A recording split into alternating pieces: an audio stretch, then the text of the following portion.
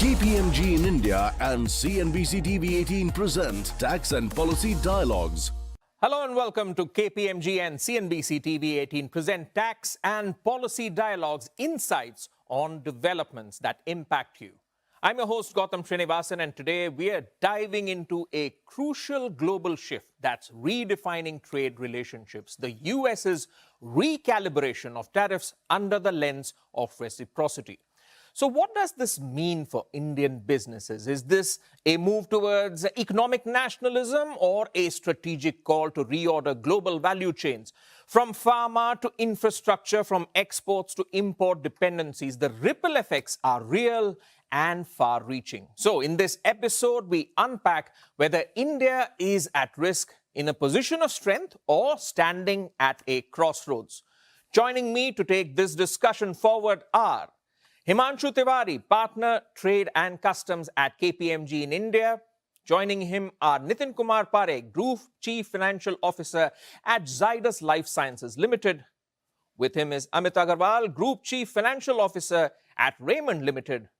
And finally, we have with us Vimal Kejriwal, MD and CEO at KEC International Limited. Gentlemen, great to have you on board. And this topic is hot, so I'm looking forward to cooling things down with some perspectives and insights from all of you.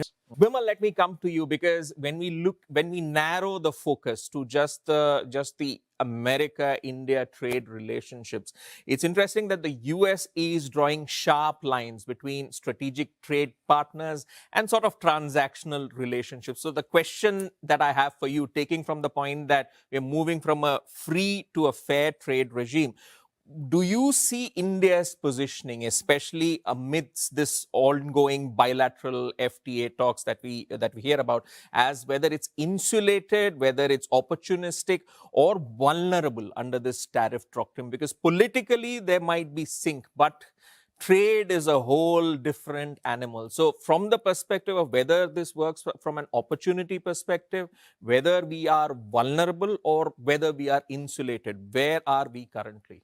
If you ask me, where are we insulated? There are certain product categories which are, where we are competing only with China.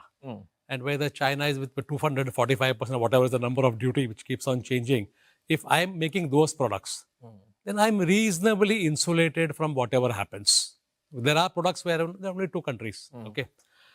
Opportunistic would be very clearly, maybe Amit can talk more, but if you look at some of those area countries and all that, where the tariffs are significantly higher than us, Bangladesh, Vietnam, and all that. Textiles is a natural. There are other products also. So there is an opportunity very clearly also in that. If you ask me vulnerable, we are 100% vulnerable with the trade deficit which we have, especially with US. Okay, very clearly. What we are seeing on whether it is India, whether it is China, I think what US is targeting is how to reduce the trade deficit. I think that's what they are saying, that you can't take the balance of payment from me and invest in my treasury bonds and then play around with me. I think that's the basic piece. As far as BTAs and all are concerned, my view is that we should first close with US, okay, and then see what are the contours and all that, then use that with others. Because if you start doing it with others first, and if US says, oh, you have done something better than me with them, then all this will also come into the US part of it. And one clear element which we should see is, with all these tariffs, the country of origin issue is coming up everywhere. So how do you use BTAs to strengthen your supply chain and see that, I don't know, in my industry, I know that, you give us certificates and nothing in this has come from a particular country. Now, so how do you use BTAs to ensure that instead of importing from, let's say, China, can I import it from Thailand or can I import it from someone else? Those become very critical, saying how do you configure your supply chain in a manner that you can meet all the tariff requirements and it is still favorable to you. And I will give you a simple example. Like, we have a factory in Mexico. We supply to US, it goes under USMCA, the act, and then, you don't pay any duty on that.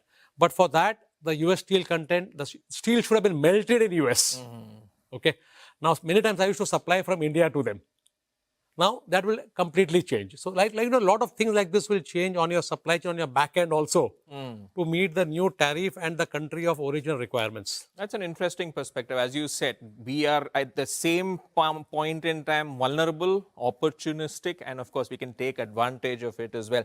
And I wonder, especially for conglomerates, as you mentioned, you have a factory in Mexico which supplies to the US, you have a factory in India which supplies to the US and another nation. Now, how do you reconcile? We'll see how things progress as clarity emerges. Vimal, let me come to you. And speaking of cost structure, that leads me to capex decisions, because KEC operates in cables, it operates in railways, infra, your presence is widespread, all exposed to capex cycles. So the question is, how do you see US tariff pressures influencing capex decisions in markets like, say, Latin America, Africa, or Southeast Asia, where KEC is active? You mentioned the example earlier of the factory in Mexico supplying to US, factory in India supplying to US. But when we look at the global map where you have expanded into various markets, how does that interplay work in terms of capex? So as of today, if you look at it, we have not seen any scaling back anywhere. Okay, whether it's Middle East, which is one of our largest markets, or US, Africa has been picking up slowly. See, they have never recovered from COVID because all the money was still going to development projects rather than infra. But now we have slowly started seeing a lot of work happening on the infra side. Also, I think the biggest concern should be US. But US, everyone knows that the infra has been crumbling.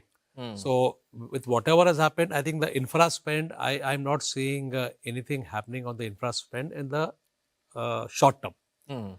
Where we are seeing an impact and where it could possibly happen is on the industrial capex side. Because with whatever discussions are happening on tariffs and all that, I know some Tesla plants, they're saying we will not implement or not install them today. For example, there was a Tesla plant coming right opposite my factory in Mexico. I think that's been put on hold. So I think on the industrial capex side, I think people will wait and watch and see what happens, what comes out of the tariff war, etc., and bilateral agreements, etc., then decide. For example, I'll give a simple example. I have factories in India, Dubai, Brazil, and Mexico producing the same product. And we were trying to expand them because of our market. And we have drawn up plans, but we are waiting and watching, saying, how does the tariff come? So today, for example, Brazil has virtually no tariff. So maybe for the US market, I may expand my Brazil plant rather than the India plant. So I think these are the things which will happen on the capex cost side. But as of now, we have not seen any inclination from any of our clients or any of the countries saying they want to go slow on the capex piece of it. No. Well, this has been just a preview. The long-term effects are still to reveal themselves, and we can only hope for the best for India as we power ahead in the next few years. Well, that brings us to the end of this edition of KPMG and CNBC TV 18 present Tax and Policy Dialogues, insights on developments that impact you.